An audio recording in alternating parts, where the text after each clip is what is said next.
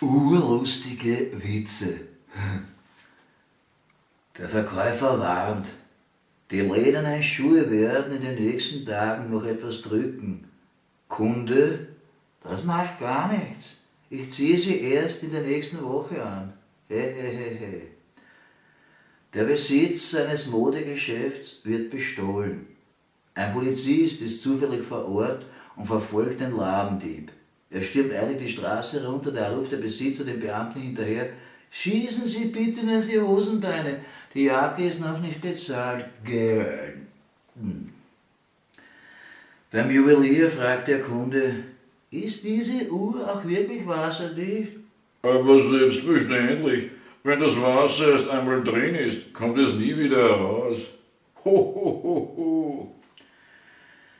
Darf ich das grün karierte Kleid dort im Schaufenster anprobieren? Fragt eine Frau im Modegeschäft. Sehr gerne können Sie das, erwidert die Verkäuferin. Aber wir haben hier auch Umkleidekabinen. Ein Scheich macht mit einem Freund einen Bummel. Sagt der Scheich: So, du hast eben einen Kaffee ausgegeben, jetzt bezahle ich das Auto. Total Arsch, war.